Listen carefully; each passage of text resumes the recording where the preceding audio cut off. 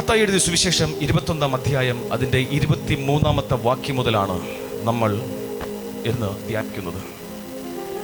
മത്തായി എഴുതിയ സുവിശേഷം 21 അധ്യായം അതിൻ്റെ 23 മുതലുള്ള തിരുവചനങ്ങളെ വീടുകളിലായിരിക്കുന്നവർ വിശുദ്ധ ബൈബിൾ എടുത്ത് നിങ്ങൾ ഞങ്ങളോടൊപ്പം ചേർന്ന് വായിക്കുക. അവൻ ദേവാലയത്തിലെത്തി പഠിപ്പിച്ചുകൊണ്ടിരിക്കുമ്പോൾ പ്രധാന പുരോഹിതന്മാരും ജനപ്രമാണികളും അവനെ സമീപിച്ച് ചോദിച്ചു, എന്ത് അധികാരത്തിലാണ് നീ ഇതൊക്കെ ചെയ്യുന്നത്?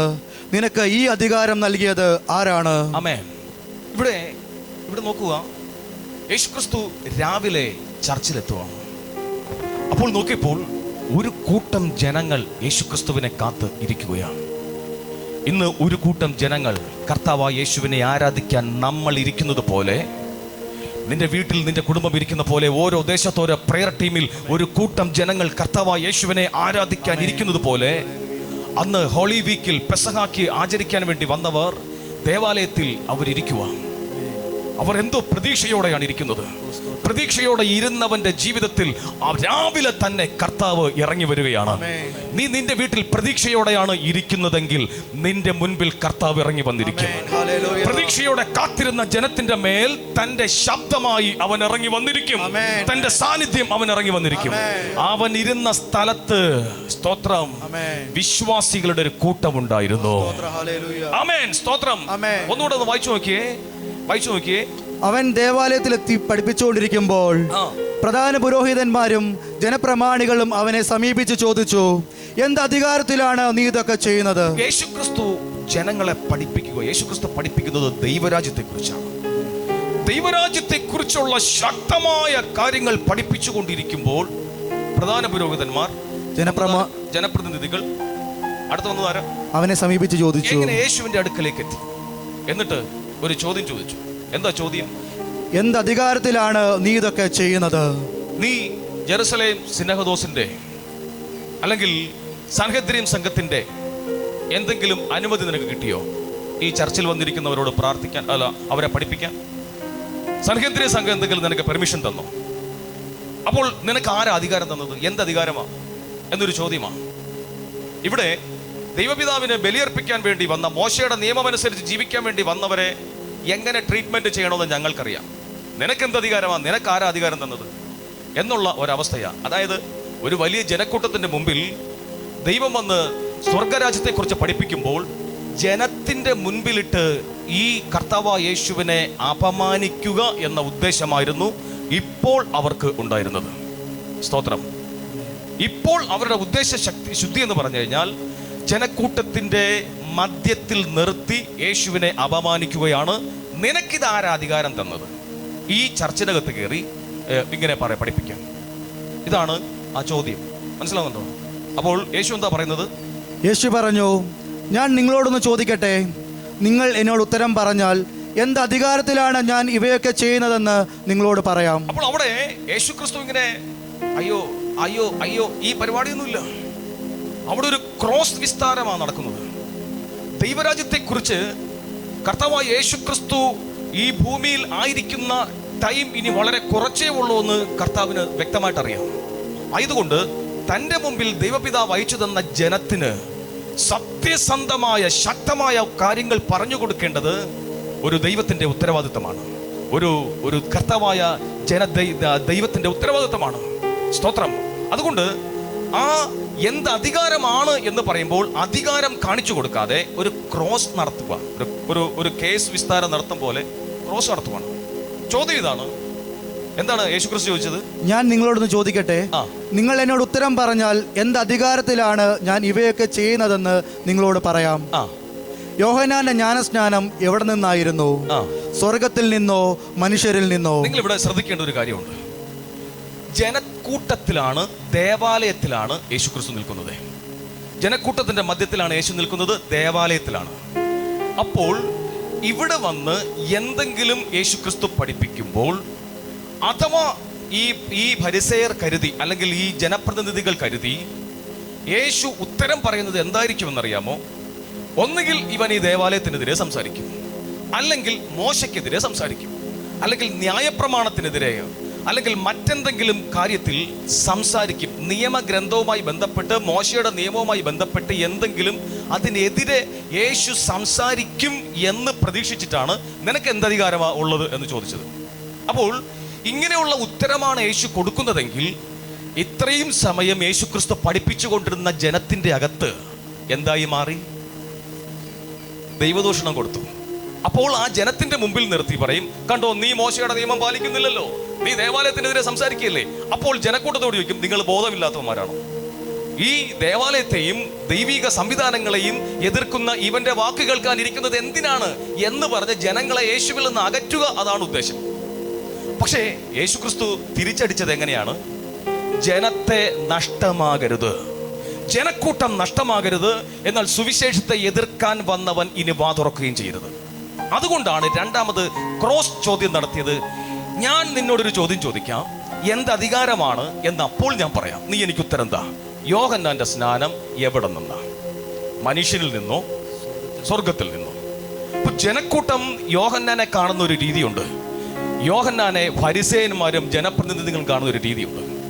അപ്പോൾ നോക്കണമേ, കർത്താവായ യേശുക്രിസ്തു തൻ്റെ മുൻപിലിരിക്കുന്ന ജനത്തിൽ ഒന്നുപോലും ദൈവത്തിനെതിരെ ചിന്തിക്കാൻ അവസരം കൊടുക്കാതെ വളരെ വിവേകത്തോടുകൂടെ പരിശുദ്ധാത്മാവിന്റെ ശക്തിയിൽ ശത്രുവിനെ എതിർക്കുന്ന ചോദ്യമാണ് ഈ ചൊവ്വാഴ്ച ആദ്യം സംഭവിക്കുന്നത്. സ്തോത്രം, ഹല്ലേലൂയ.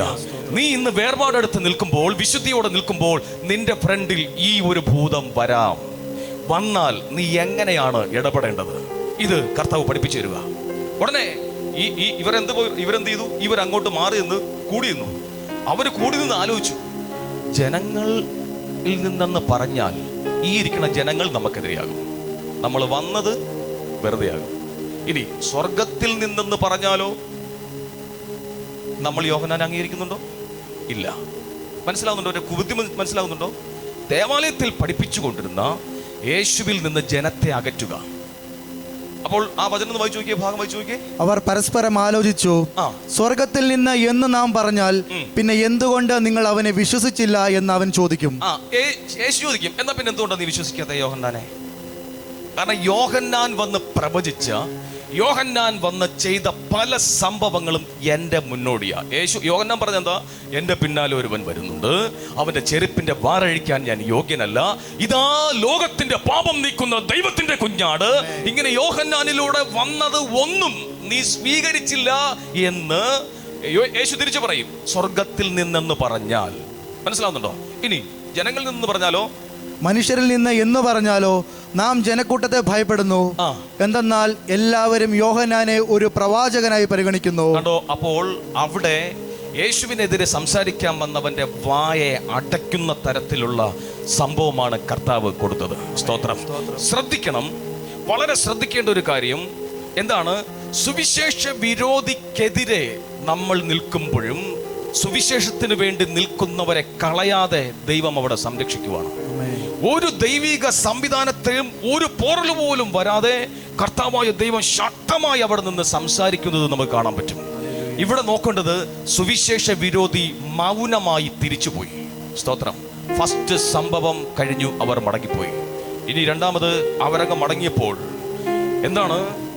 തൻ്റെ ഫ്രണ്ടിൽ തന്നെ സാക്ഷ്യമാക്കി വന്ന യോഹന്നാനെ അംഗീകരിക്കാത്തവനാണ് നീയെങ്കിൽ എന്നെ എങ്ങനെ അംഗീകരിക്കും? യോഹന്നാനെ നീ അംഗീകരിച്ചെങ്കിൽ നീ എന്നെ അംഗീകരിക്കും, യോഹന്നാനെ അംഗീകരിച്ചില്ലെങ്കിൽ നീ എന്നെയും അംഗീകരിക്കില്ല. ഇങ്ങനെ മറ്റൊരർത്ഥമുണ്ട്. അപ്പോൾ ഈ ആൾക്കാർ അവിടെ നിൽക്കുക. യേശുവിനോട് ക്രോസ് വിസ്താരം നടത്താൻ വന്ന ജനങ്ങൾ, ഫരിസേയന്മാർ, നിയമജ്ഞർ അവിടെ നിൽപ്പുണ്ട്, മറു സൈഡിൽ ജനക്കൂട്ടമുണ്ട്. ആ ടൈമിൽ യേശുക്രിസ്തു ഈ കറക്റ്റ് ഉത്തരം കൊടുത്തു കഴിഞ്ഞപ്പോൾ മറ്റൊരു സംഭവം വരികയാണ്. ഒരു ഉപമ അങ്ങ് പറഞ്ഞു. അവരെ നിർത്തിക്കൊണ്ട് കർത്താവ് ഒരു ഉപമ പറഞ്ഞു. അതാണ് തൊട്ടടുത്ത് കാണുന്ന സംഭവം. ഏതാണ്? രണ്ട് പുത്രന്മാരുടെ ഉപമ പറയുന്നത്. നമുക്ക് ദൈവത്തെ ഒന്ന് സ്തുതിക്കാമോ? ഇന്ന് നീ കർത്താവായ യേശുക്രിസ്തുവിനെ പ്രതി ഏതെങ്കിലും തരത്തിൽ ഒരു വളരെ വിഷമഘട്ടത്തിൽ നിന്നാണ് നിൽക്കുകയാണെങ്കിൽ, സ്തോത്രം, നിന്നെ ശത്രുവിനെ ഇട്ടുകൊടുക്കാതെ നിനക്ക് വേണ്ടി മധ്യസ്ഥ നിന്ന് സംസാരിക്കുന്ന ഒരു അരമനാഥനെ ഇവിടെ കാണുകയാണ്. തനിക്ക് താൻ നേടിയ, തന്റെ വചനം കേട്ട് മാനസാന്തരപ്പെട്ട അനേകർ ആ ദേവാലയത്തിൽ ഇരിക്കുമ്പോൾ, സ്തോത്രം, അവരിൽ ഒരുത്തനെ പോലും നഷ്ടപ്പെടുത്താൻ നിർത്താതെ അവർക്ക് വേണ്ടി വാദിക്കുന്ന ഒരു ദൈവത്തെ കാണും. ഇന്നത്തെ പ്രഭാതത്തിൽ നീ ക്രിസ്തുവിന് വിലയുള്ളവനാണെങ്കിൽ ആരും നിനക്ക് വേണ്ടി വാദിച്ചില്ലെങ്കിലും നിനക്ക് വേണ്ടി ഒരു ദൈവം സംസാരിക്കാൻ ഇറങ്ങി വന്നിരിക്കും. നിനക്ക് വേണ്ടി ഒരു ദൈവം വാദിക്കാൻ ഇറങ്ങി വന്നിരിക്കും. സ്തോത്രം. അതുകൊണ്ടാണ് കർത്താവ് ഇങ്ങനെ പറഞ്ഞത്, അവർ നിങ്ങളെ സിനഗോഗ് അധികാരികളുടെ മുമ്പിലും ഭരണാധിപന്മാരുടെ മുമ്പിലും ഒക്കെ കൊണ്ടുപോയി പീഡിപ്പിക്കും. ആ സമയത്ത് എങ്ങനെ ഉത്തരം പറയണമെന്ന് നീ ആലോചിക്കണ്ട. പരിശുദ്ധാത്മാവ് നിന്റെ മേൽ ഇറങ്ങി വന്ന് എങ്ങനെ സംസാരിക്കണമെന്ന് പഠിപ്പിക്കും. ഇന്ന് സൂമിലിരുന്ന് പ്രാർത്ഥിക്കുന്ന സഹോദര സഹോദരി, നിന്നെ ഏതെങ്കിലും ഒരു അധികാര സംഘം യേശുവിന്റെ വചനത്തെ പ്രതി നിന്നെ അപമാനിക്കുവാണെങ്കിൽ മുകളിൽ ഒരു പരിശുദ്ധാത്മാവ് വെയിറ്റ് ചെയ്യുന്നുണ്ട് യേശുവിന് വേണ്ടി നിന്റെ വായ്കളെ തുറക്കാൻ വേണ്ടിയിട്ട്. ഇന്ന് വരെ ഒരാളും കേൾക്കാത്ത ഒരു പ്രബോധനത്തിലൂടെ, ഇന്ന് വരെ ആരും സംസാരിക്കാത്ത പുതിയ വാക്കുകളിലൂടെ, പുതിയ അർത്ഥതലങ്ങളിലൂടെ സംസാരിപ്പിക്കാൻ പരിശുദ്ധാത്മാവ് നിനക്ക് വേണ്ടി വെയിറ്റ് ചെയ്യുവാണ്. സ്തോത്രം. സുവിശേഷ വിരോധിയുടെ കൂട്ടത്തിൽ നീ കൂടരുത്. ഇന്ന് എത്ര പേർക്ക് വിശ്വസിക്കാൻ പറ്റും? അവർ കരങ്ങൾ ഉയർത്തിയാട്ടെ, അവർ ദൈവത്തെ സ്തുതിച്ചാട്ടെ. ദൈവമേ, എനിക്കായി ഒരു അവസരം ഒരുക്കണമേ. ശക്തിയോടെ എനിക്കായി ഒരു അവസരം ഒരുക്കണമേ. എനിക്കായി ഒരു അവസരം ഒരുക്കണമേ. രണ്ടാമത്തെ അന്നേരം ആണ് ഈ ഉപമ പറയുന്നത്, രണ്ട് പുത്രന്മാരുടെ ഉപമ. ഉപമ എന്താണ്? നിങ്ങളോട് പറഞ്ഞു, നീ എൻ്റെ മുന്തിരിത്തോട്ടത്തിൽ പോയി വേല ചെയ്യണം. അപ്പോൾ മൂത്തവൻ പറഞ്ഞു, ഞാൻ പൊക്കോളാം. എന്നിട്ട് രണ്ടാമതിനോട് പറഞ്ഞു. അപ്പോൾ അവൻ പറഞ്ഞു, ഞാൻ പോകുന്നില്ല, എനിക്ക് വയ്യാന്ന് പറഞ്ഞു. ഇതല്ലേ? മുന്തിരിത്തോട്ടത്തിൽ ഒരാൾ പോകാമെന്ന് പറഞ്ഞു, അവൻ പോയില്ല. പോകത്തില്ലെന്ന് പറഞ്ഞവൻ പോയി. ഇത് അതായത് തെരഞ്ഞെടുക്കപ്പെട്ട ജനക്കൂട്ടത്തിലെ പരിത്യജിക്കപ്പെട്ട ഒരു കൂട്ടമുണ്ട്. വാക്ക് ശ്രദ്ധിക്കണം. തെരഞ്ഞെടുക്കപ്പെട്ട ഒരു ഗ്രൂപ്പിൽ പരിത്യജിക്കപ്പെട്ട, പുൻതള്ളപ്പെട്ട ഒരു കൂട്ടരായിരുന്നു ചുങ്കക്കാരും പാപികളും വേശ്യകളും. ഇവര് രണ്ടാമത്തെ മകനോടാണ് ദൈവശാസ്ത്രജ്ഞന്മാർ വ്യാഖ്യാനിക്കുന്നത്. അവർ പോകത്തില്ല, കാരണം അവരൊന്നും രക്ഷപ്പെടത്തില്ല. ഇവരൊന്നും ജീവിത വിശുദ്ധിയോ പാരമ്പര്യമോ ഒന്നുമില്ല. അതുകൊണ്ട് ഇവരൊക്കെ തഴയപ്പെടും. ഇതായിരുന്നു അവരുടെ രീതി. എന്നാൽ കർത്താവായ ദൈവം യോഹന്നാനെ വിട്ട് സുവിശേഷം അറിയിച്ചപ്പോൾ, മാനസാന്തരത്തിന്റെ സുവിശേഷം അറിയിച്ചപ്പോൾ ആദ്യം വന്ന് മാനസാന്തരപ്പെട്ടത് ഈ പോകത്തില്ലെന്ന് പറഞ്ഞിരുന്നവരായിരുന്നു. പോകാമെന്ന് പറഞ്ഞവനെ ഫരിസേയനോട് തുലനം ചെയ്തു, നിയമജ്ഞനോട് തുലനം ചെയ്തു, ജനപ്രതിനിധിയോട് തുലനം ചെയ്ത് യേശുക്രിസ്തു സംസാരിക്കുമ്പോൾ പോകത്തില്ലെന്ന് പറഞ്ഞവനായ യേശുക്രിസ്തു ഇതാ പാപിയോടും വ്യഭിചാരിയോടും ഒക്കെ തുലനം ചെയ്തിട്ട് അവൻ പിതാവിന്റെ കൽപ്പന കേട്ട് മുന്തിരിത്തോട്ടത്തിൽ കയറി എന്ന് പറഞ്ഞു. മുന്തിരിത്തോട്ടം ആത്മീയ ജീവിതമാണ്. ഒരിക്കലും കയറാൻ യോഗ്യതയില്ലാത്തവനെ ആത്മീയ ജീവിതത്തിലേക്ക് കയറ്റുന്ന ഒരു വലിയ പ്രതിഭാസം അല്ലെങ്കിൽ വലിയൊരു സത്യമാണ് സുവിശേഷം. സ്തോത്രം. ഒരിക്കലും ഞങ്ങൾ ഒരിക്കലും ഇങ്ങനെ നിൽക്കാനുള്ള യോഗ്യതയുള്ളവരെ അല്ല. സുവിശേഷത്തിന്റെ ശക്തിയാണ് ഞങ്ങൾ ഇവിടെ നിർത്തിയിട്ടുള്ളത്. സ്തോത്രം. സുവിശേഷത്തിന്റെ ശക്തിയാണ്. സുവിശേഷം ഞങ്ങളെ സ്നേഹിച്ചതാണ് ഞങ്ങൾ ഇങ്ങനെ നിർത്തിയിട്ടുള്ളത്. അടുത്ത വർഷം നിന്റെ വീട്ടിൽ നിന്നും ദൈവവേലയ്ക്ക് ദൈവമക്കൾ ഉണ്ടാകണം. അടുത്ത വർഷം നിന്റെ വീട്ടിൽ ഇന്ന് ദൈവവിരോധിയായിരിക്കുന്നവൻ അടുത്ത വർഷം ബൈബിൾ എടുക്കണം. സ്തോത്രം. അതിനുവേണ്ടി കർത്താവിന്റെ നാവായി മാറാൻ തക്കവണ്ണം ഇന്നിരുന്ന് പ്രാർത്ഥിക്കുന്ന ഒരു സഹോദരനോ സഹോദരിയോ പ്രാർത്ഥിച്ചു നോക്കും. സ്തോത്രം. സംഭവിക്കും. ദൈവത്തിന്റെ കരുണ ഇറങ്ങും. Hallelujah, hallelujah, hallelujah. അതായത് ഒരാൾ തെറ്റ് ചെയ്തിട്ട് മനസ്സ് മാറി അനുതപിച്ച് നന്മ ചെയ്തു. എന്നാൽ മറ്റവൻ തെറ്റ് ചെയ്തു, നന്മ ചെയ്യാമെന്ന് ഏറ്റിട്ട് അവന്റെ ജീവിതത്തിൽ ഇന്ന് വരെ നന്മ ചെയ്തിട്ടില്ല. പക്ഷെ നന്മ ചെയ്യാമെന്ന് സൈൻ ചെയ്തു, അവന്റെ ജീവിതത്തിൽ നന്മയില്ല. മറ്റവൻ ഒരിക്കലും നന്മ ചെയ്യത്തില്ലെന്ന് കരുതി, എന്നാൽ അവന്റെ ജീവിതത്തിൽ നന്മകൾ മാത്രം വന്നു. ഈ ഒരു വ്യത്യാസം സുവിശേഷത്തിലുണ്ടായി. സ്തോത്രം. ഹല്ലേലൂയ. ഒന്നാമത്തെ സംഭവം പറഞ്ഞു, അതായത് തൻ്റെ ഫ്രണ്ടിലിരിക്കുന്ന ജനത്തെ മുന്തിരിത്തോട്ടത്തിൽ വേലയ്ക്ക് വിളിച്ച് സെലക്ട് ചെയ്തവരാണ് നിങ്ങളെന്ന് തൻ്റെ ഫ്രണ്ടിലിരിക്കുന്ന ജനത്തെ സപ്പോർട്ട് ചെയ്യുമ്പോൾ, നീ പോകാമെന്ന് പറഞ്ഞിട്ട് മുന്തിരിത്തോട്ടത്തിനകത്ത് പ്രാർത്ഥന, അതായത് ആത്മീയ ജീവിതത്തിനകത്ത് കയറാത്ത കള്ളനാണ് നീ എന്ന് തനിക്കെതിരെ വന്നവനക്കെതിരെ യേശു സംസാരിക്കുക. ഒന്നാമത്തെ സംഭവം. അത് കഴിഞ്ഞ് അപ്പോഴും ജനക്കൂട്ടം അവിടെ നിൽപ്പുണ്ട്. രണ്ടാമത് അടുത്ത ഉപമ. മുന്തിരിത്തോട്ടവും കൃഷിക്കാരും ജീവനക്കാരും ഉടയവനെ കൊല്ലുന്നതും ഫലം ചോദിച്ചു വരുന്ന ഭൃത്യനെ അടിക്കുന്നതും കൊല്ലുന്നതുമാണ് രണ്ടാമത്തത്. അപ്പോഴും ജനക്കൂട്ടമുണ്ട്, അപ്പോഴും ഈ ജനപ്രതിനിധികളുണ്ട്. അവിടെ വെച്ച് രണ്ടാമത് വീണ്ടും അവരോട് തർക്കിച്ചു.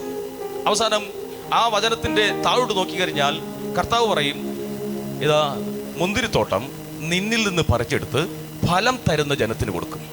അപ്പോൾ അവിടെയും അവർ തഴയപ്പെട്ടു. അവിടെയും തഴയപ്പെട്ടിട്ട് മത്തായിയുടെ സുവിശേഷം 21-ാം അധ്യായം അതിന്റെ 46-ാമത്തെ വാക്യം ഒന്ന് വായിച്ചു നോക്കിയേ. 21:46. അവർ അവനെ പിടികൂടാൻ ശ്രമിച്ചെങ്കിലും ജനക്കൂട്ടത്തെ ഭയപ്പെട്ടു, കാരണം ജനങ്ങൾ അവനെ പ്രവാചകനായി പരിഗണിച്ചിരുന്നു. അതായത് യേശുവിനെയും ജനങ്ങളെയും തമ്മിൽ അടുപ്പിക്കാൻ വന്നവരെ ഇപ്പോൾ യേശു ജനത്തിൽ നിന്ന് അകറ്റുക.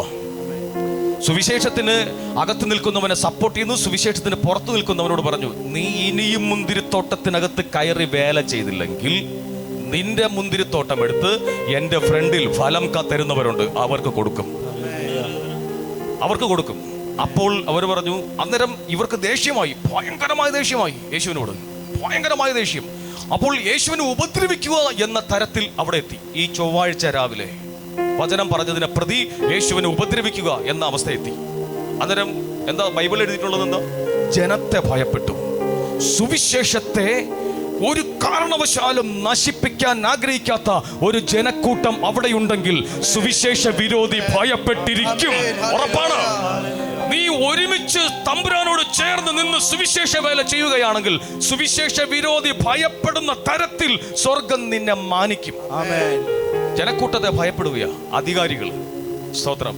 അധികാരികൾ ജനക്കൂട്ടത്തെ ഭയപ്പെടുക സുവിശേഷത്തെ പ്രതി. നമുക്ക് ദൈവത്തെ സ്തുതിക്കാം. ഹല്ലേലൂയ.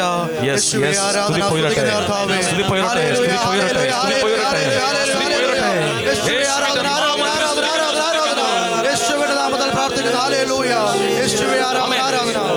അത് കഴിഞ്ഞ് അടുത്ത സെക്ഷനിലേക്ക് പോകുന്നത് തന്റെ വിവാഹ വിരുന്നിന്റെ ഉപമയാണ്. ഈ ഇരിക്കുന്നവർക്കുള്ള യോഗ്യത. എന്റെ ഫ്രണ്ടിലിരിക്കുന്ന നിനക്ക് ഒരു വിരുന്ന് ദൈവം ഒരുക്കിയിട്ടുണ്ട്. നീ എന്തെങ്കിലും കളഞ്ഞ് ചുമ്മാ മനുഷ്യന്റെ വാക്ക് കേട്ട് അപമാനമൊന്നും ഏറ്റൊന്നും ഇരിക്കണ്ട. ചിലപ്പോൾ മനുഷ്യൻ നിന്നെ അപമാനിക്കുന്ന തരത്തിൽ വാക്കുകൾ പറയും. പേടിക്കണ്ട, നിനക്കൊരു വിരുന്നുണ്ട്. നിനക്കൊരു വിരുന്നുണ്ട്. വിരുന്നിന് ഇരിക്കും നീ.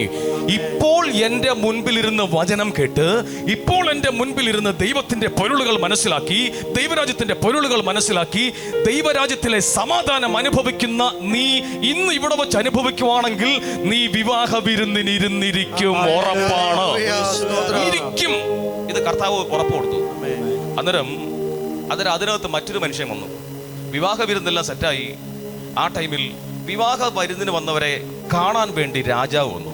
അപ്പോൾ വിവാഹ വസ്ത്രം ധരിക്കാത്ത ഒരാൾ അവിടെ ഉണ്ടായിരുന്നു. വഴിയിൽ കിടന്നതിന് വിളിച്ചുകൊണ്ട് വന്നതാ. വഴിയിൽ കിടന്നാണ് വരുന്നതെങ്കിലും ദൈവിക സംവിധാനത്തിൽ ഒരു മാറ്റമുണ്ട്. വിവാഹ വസ്ത്രം ധരിച്ചേ അതിനകത്ത് കയറാൻ പറ്റത്തുള്ളൂ. അതാ, ഒരിക്കലും ഒരു മനുഷ്യൻ വിശന്ന് വലിഞ്ഞ് നടക്കുക. അപ്പോൾ വിശന്ന് വലിഞ്ഞു നടന്നപ്പോൾ ഒരു മനുഷ്യൻ ഒരു ബോർഡുമായി പോകുന്നത് കണ്ടു. അതായത് ഭക്ഷണം വിൽക്കപ്പെടും എന്നുള്ളൊരു ബോർഡാണ് കയ്യിലുണ്ടായിരുന്നത്.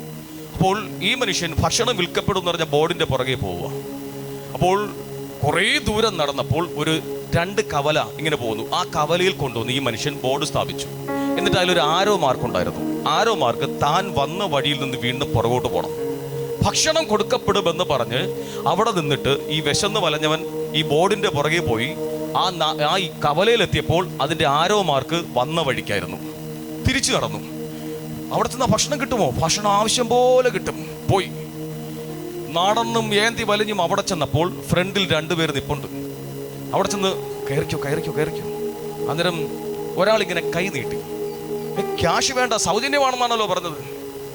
സൗജന്യമാ ഭക്ഷണം, പക്ഷേ ഇതിനകത്ത് കയറി ഭക്ഷണം കഴിക്കണമെങ്കിൽ ടൈ കെട്ടണം. നിന്റെ ടൈ എവിടെ? അന്നേരം ടൈയോ?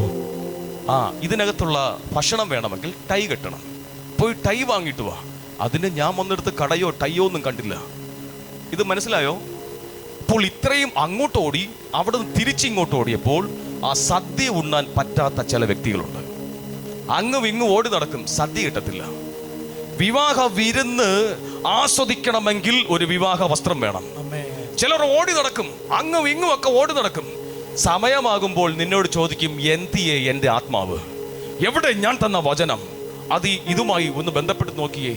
അവസാനം ഒന്നുമില്ലാത്ത അവസ്ഥയിലേക്ക് പോകും. ഇത്രയും കാര്യങ്ങളൊക്കെ പറഞ്ഞപ്പോഴും ജനക്കൂട്ടമുണ്ട്, ഇവരുണ്ട്.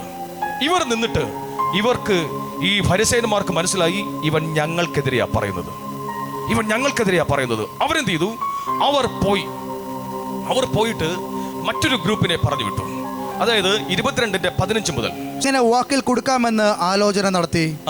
അവർ തങ്ങളുടെ അനുയായികളെ ഹെറോദോസ് പക്ഷക്കാരോടൊത്ത് അവന്റെ അടുത്തേക്ക് അയച്ചു ചോദിച്ചു. ഇവിടെ ശ്രദ്ധിക്കണം, ഇവിടെ ഒരു പ്രശ്നമുണ്ട്.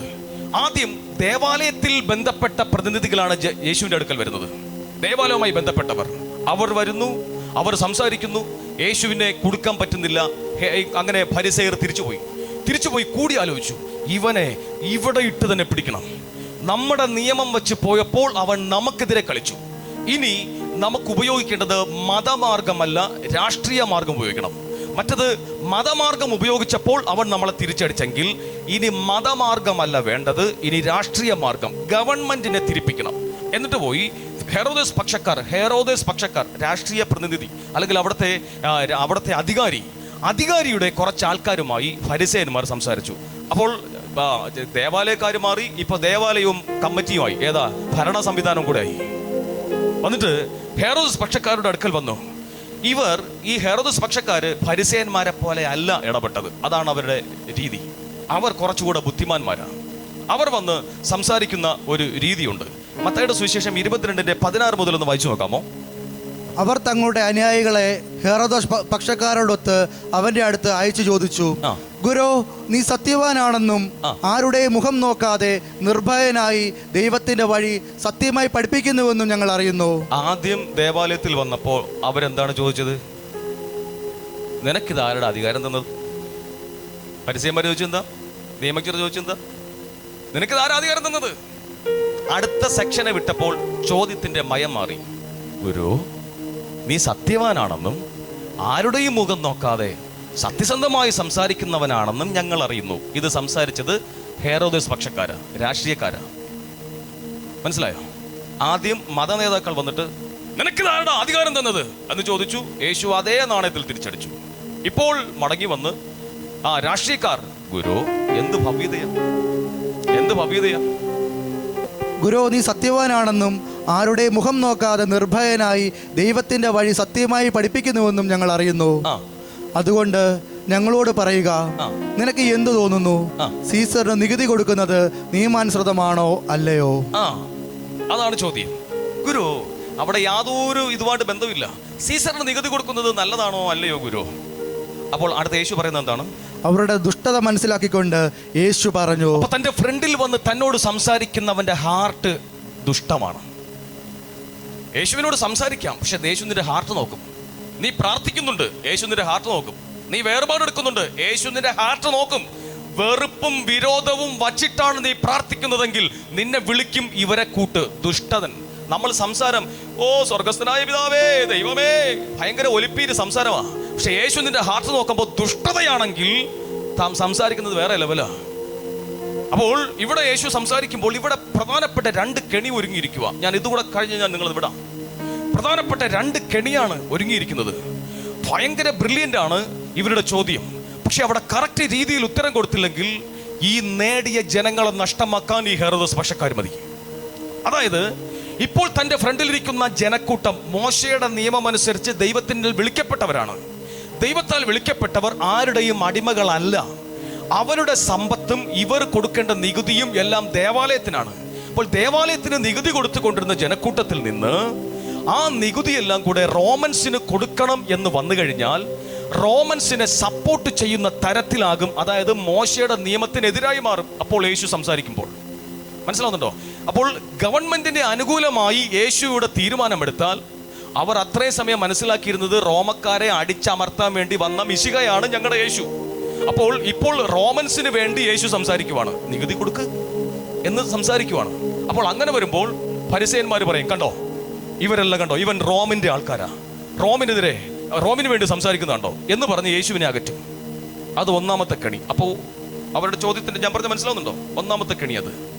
രണ്ടാമത്തെ കെണി, ഇനി സീസറിനെതിരെ സംസാരിച്ചാൽ, ഹെറോദസ് ഗവൺമെന്റിനെതിരെ സംസാരിച്ചാൽ ഹെറോദസ് പക്ഷക്കാർ അപ്പോൾ തന്നെ പീലാത്തോസിനെയോ അല്ലെങ്കിൽ സീസറിനെയോ അറിയിച്ച് രാജ്യദ്രോഹിയായ ഒരുവൻ നമ്മുടെ നാട്ടിൽ വളരുന്നുണ്ട്, അത് അപകടമാണെന്ന് സീസറിനെ അറിയിക്കുകയും സീസറിനെതിരെ സംസാരിച്ചതിനെ പ്രതി അല്ലെങ്കിൽ റോമൻസിനെതിരെ സംസാരിച്ചതിനെ പ്രതി യേശുവിനെ ഭയങ്കരമായി പീഡിപ്പിക്കാൻ ഇടയാവുകയും ചെയ്യും. ഈ 2 ഉത്തരമാണ്, ഈ 2 വഴി കണ്ടിട്ടാണ് ഹെറോദസ് പക്ഷക്കാർ വളരെ സൗമ്യമായി സംസാരിച്ചത്. 2 കെണി ഇതിനകത്ത് കിടക്കുക. സ്തോത്രം. ഈ രണ്ട് കെണിയും കർത്താവ് മനസ്സിലാക്കിയിട്ടാണ്, അതാണ് അവരുടെ ഹൃദയത്തിനകത്തുള്ള ദുഷ്ടത. ഈ ദുഷ്ടത മനസ്സിലാക്കിയിട്ടാണ് യേശു പറഞ്ഞത്, കപടനാട്യക്കാരാ, ദുഷ്ടഹൃദയമുള്ളവനെ, ഈ എൻ്റെ ശുശ്രൂഷയുടെ അവസാന സമയത്തും നിനക്ക് മാനസാന്തരപ്പെടണമെന്നുള്ള ഒരു കാര്യവുമില്ല. എങ്ങനെയെങ്കിലും ദൈവരാജ്യത്തെ നശിപ്പിക്കുകയാണ് നിന്റെ അകത്ത് ശത്രു കൊണ്ട് തരുന്നതെങ്കിൽ, ദുഷ്ടതയുള്ള ഹൃദയമുള്ളവനെ, നീ ഒരു കാര്യം ചെയ്യ്, ഒരു ധനാറ കൊണ്ടുതാ. അപ്പോൾ ഹെറോദോസ് പക്ഷക്കാര് ഒരു ധനാറ കൊടുത്തു, ഒരു വെള്ളി നാണയം കൊടുത്തു. ഇതിനകത്ത് ആരുടെ ലിഖിതമാ? ഇതിനകത്ത് ആരുടെ രൂപമാ? അപ്പോൾ അവരെന്ത് പറഞ്ഞു? ഹെറോദോസ് പക്ഷക്കാരെന്ത് പറഞ്ഞു? അത് സീസറിൻ്റെതാ. അവിടെയാണ് ദൈവമക്കൾക്ക് വേണ്ടി പരിശുദ്ധാത്മാവ് നിൽക്കുന്നത്. തൻ്റെ ഫ്രണ്ടിൽ വരുന്നവനെ രാഷ്ട്രീയത്തിന് എതിരെ നിർത്തുന്നില്ല. മനസ്സിലാവുന്നു? രാഷ്ട്രത്തിനെതിരെ ജീവിക്കാൻ പഠിപ്പിക്കുന്നവനല്ല യേശു ക്രിസ്തു. ഒരു സംവിധാനം ദൈവം ഒരുക്കിയിട്ടുണ്ടെങ്കിൽ അങ്ങനെ നിൽക്കണം. ഒരിക്കലും ഒരു യൂദാസ് കുറെ അനുയായികളുമായി വന്നിട്ട് റോമൻസിനെതിരെ നിന്നതാ. യൂദാസിനെ പിടിച്ചു അണികളെ ചെറിയ സംഭവം നമ്മൾ അപ്പോസ്തല പ്രവർത്തനം വായിക്കും. അത് റോമൻസിനെതിരെ വന്നതുകൊണ്ടാണ്. ഈ പ്രത്യേകിച്ച് നികുതിയുമായി, സെൻസസുമായി ബന്ധപ്പെട്ടുള്ളൊരു കാര്യത്തിൽ നികുതിക്ക് വേണ്ടി വന്ന് നികുതി കൊടുക്കത്തില്ലെന്ന് പറഞ്ഞപ്പോഴാണ് അവിടെ ഗലീലിയനായ യൂദാസിനെയും അനുയായികളെയും ചിതറിച്ച സംഭവം. അതുപോലെ യേശുവിനെയും അനുയായികളെയും ചിതറിക്കാമെന്ന് കരുതിയാണ് ഹെറോദോസ് പക്ഷക്കാർ വന്നത്. പക്ഷേ യൂദാസിന്റെ അകത്തിരുന്ന ആത്മാവല്ല കർത്താവായ യേശുവിനെ നയിച്ചത്. സ്തോത്രം. ആ ആത്മാവാണ്, ഇന്ന് യേശുവിനെ നയിച്ച ആത്മാവാണ് എന്നെയും നിന്നെ നയിക്കേണ്ടത്. ഒരു സുവിശേഷ വിരോധി ഏത് കുതന്ത്രത്തോടു കൂടെയാണ് വരുന്നതെങ്കിലും അവന്റെ ഹാർട്ടിനകത്തുള്ള ദുഷ്ടത കണ്ട് മനസ്സിലാക്കി തമ്പുരാൻ നിന്ന പോലെ നിൽക്കാൻ ദൈവമക്കൾ ഇടയാക്കണം. സ്തോത്രം. Hallelujah, hallelujah, hallelujah, hallelujah. പ്രിയപ്പെട്ടവരെ, യേശുവിന്റെ വാക്ക് കേട്ട് ഹെറോദോസ് പക്ഷക്കാർ തലകുനിച്ചു. അവർ മടങ്ങിപ്പോയി. ഫരിസേയന്മാർ മടങ്ങിപ്പോയി, ജനപ്രതിനിധികൾ മടങ്ങിപ്പോയി. പക്ഷെ ജനക്കൂട്ടം മടങ്ങിപ്പോയില്ല, അവിടെ ഇരിപ്പുണ്ട്. അന്നേരം അടുത്ത ഗ്രൂപ്പാണ് സദുക്കായ ഗ്രൂപ്പ്. സദുക്കായ ഗ്രൂപ്പ് പറഞ്ഞു, ഫരിസേയന്മാരെ യേശു മുട്ടുമടക്കി കേട്ടോ. ഫരിസേയന്മാര് 2-3 തരത്തിൽ യേശുവിനെ പൊളിക്കാൻ നോക്കി. അവന്മാര് യേശു തിരിച്ചടിച്ചു. നമുക്കൊരു കാര്യം ചെയ്യാം, യേശുവിനെ പൂട്ടാം. ഏതാ? പുനരുത്ഥാനത്തെ കുറിച്ചുള്ള സംഭവം. അങ്ങനെ ഈ ചൊവ്വാഴ്ച ഒരു വലിയ വാദം നടക്കുന്ന ദിവസമാണ്. തൻ്റെ മുമ്പിലിരുന്നവരെ നഷ്ടപ്പെടുത്താതെ തൻ്റെ ഫ്രണ്ടിൽ വന്നവരോട് വിവേകത്തോടുകൂടെ ദൈവരാജ്യത്തിൻ്റെ ശക്തി എത്ര വലുതാണെന്ന് തെളിയിച്ചു കൊടുക്കുവാണ്. ഹെറോദോസ് പക്ഷക്കാരോട് ഒരു കാര്യം കൂടെ പറഞ്ഞു, ഞങ്ങൾ സീസറിനുള്ളത് സീസറിന് കൊടുക്കുമ്പോൾ തന്നെ ദൈവത്തിനുള്ളത് ദൈവത്തിന് കൊടുത്തിരിക്കണം. നീ ദൈവത്തിന് കീഴ്പ്പെട്ടവനാണെങ്കിൽ ഒരു അധികാരത്തിൽ, ഭൂമിയിലുള്ള ഒരു അധികാരത്തെയും നീ കീഴ്പ്പെടുത്തുള്ളൂ. അപ്പോൾ നീ സീസറിന് മാത്രം കീഴ്പ്പെട്ട പോരാ, ദൈവത്തിനും കീഴ്പ്പെടണം എന്ന് ശക്തമായി താക്കീത് കൊടുത്തു. ഇതെല്ലാം കുറച്ചു കഴിഞ്ഞപ്പോൾ അടുത്ത യേശുക്രിസ്തു ശിഷ്യരോട് വീണ്ടും ജനക്കൂട്ടത്തോട് പറഞ്ഞു, ഈ വന്ന ഫരിസേയനെയോ നിയമജ്ഞനെയോ ജനപ്രതിനിധികളെയോ സദുക്കായനെയോ കാണരുത്. അവന്റെ അകത്ത് അവൻ പോകുന്നത് ദുരിതത്തിലേക്കാ, പക്ഷെ നീ പോകുന്നത് ജീവനിലേക്കാണ്. പ്രിയപ്പെട്ട സഹോദരങ്ങളെ, ഒരു മനുഷ്യൻ ചോദിച്ചു, ഗുരു, നിയമത്തിലെ ഏറ്റവും സുപ്രധാനമായ കൽപ്പന ഏതാണ്? യേശു പറഞ്ഞു, നിയമത്തിലെ സുപ്രധാനമായ കൽപ്പന ഇന്ന് നീ വീണ്ടും കേൾക്കുക. ഇന്ന് വീട്ടിലിരുന്ന് നീ നിന്റെ ചെവിയിൽ വീണ്ടും കേൾക്കുക. ഇസ്രായേലേ, കേട്ടാലും നിന്റെ ദൈവമായ യഹോവ ഏക ദൈവമത്രേ. ആ ദൈവത്തെ നീ പൂർണ്ണ ഹൃദയത്തോടെ, പൂർണ്ണ ശക്തിയോടെ, പൂർണ്ണ ആത്മാവോടെ നീ സ്നേഹിക്കണം. നിന്നെ പോലെ നിന്റെ അയൽക്കാരനെ സ്നേഹിക്കണം. തന്റെ മുന്നിൽ ചോദിച്ചവനോട് യഥാർത്ഥ ശക്തിയോടെ, പവറോടുകൂടെ കർത്താവ് പറഞ്ഞു കൊടുത്തു. ഇന്നത്തെ ഈ പ്രഭാതത്തിൽ ദൈവജനമേ, നമ്മുടെ ഫ്രണ്ടിൽ ഒരു സുവിശേഷ വിരോധി വന്നാൽ കർത്താവ് എടുത്ത തീരുമാനത്തോടുകൂടെ നിന്ന് തീരുമാനമെടുക്കാനും ദൈവത്തിന് കൊടുക്കേണ്ട ആരാധന കലർപ്പില്ലാതെ കൊടുക്കാനും നിന്റെ സഹോദരങ്ങളെ കലർപ്പില്ലാതെ സ്നേഹിക്കാനും നീ ഇടയാക്കണം. സ്തോത്രം. നമുക്ക് ദൈവത്തെ സ്തുതിക്കാം. എല്ലാവരും ഒരു നിമിഷം എഴുന്നേറ്റ് നിന്ന്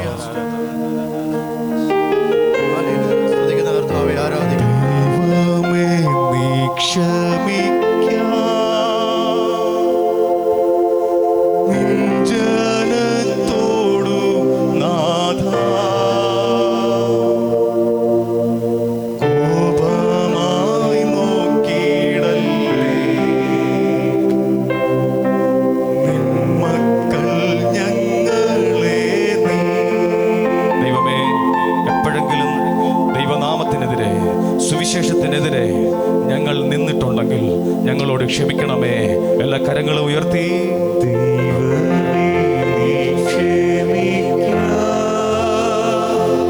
എല്ലാരും പഠിക്കേ.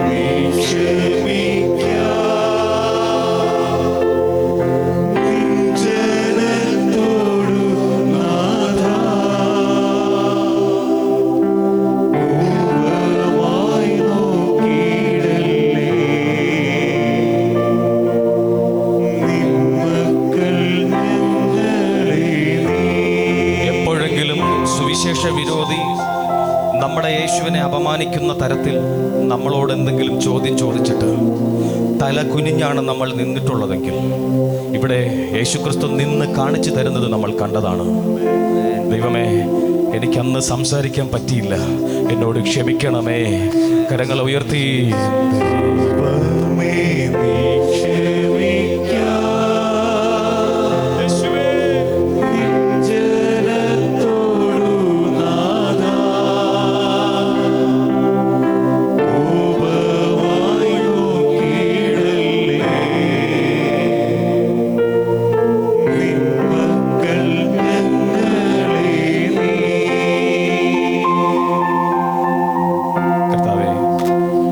സമയം ഞങ്ങളെ ഒരുക്കിയതിനെ ഓർത്ത് നന്ദി പറയുന്നു. കർത്താവേ, ഇന്ന് അങ്ങയുടെ സന്നിധിയിൽ ഇരുന്ന് അങ്ങയുടെ മുമ്പിലിരുന്ന് ശക്തമായ വേർപാടുകൾ എടുക്കാൻ ഞങ്ങൾ ഒരുക്കണം. അത്യുന്നതനായ ദൈവമേ, അവിടുത്തെ ആത്മാവിന്റെ സാന്നിധ്യം കൂടെ ഉണ്ടാകണം. ദുഷ്ടൻ ഞങ്ങളെ തൊടാതെ അവിടുന്ന് പരിപാലിക്കണം. ആബാ പിതാവേ, ഞങ്ങൾ പ്രാർത്ഥിക്കുന്നു. സ്വർഗസ്ഥനായ ഞങ്ങളുടെ പിതാവേ,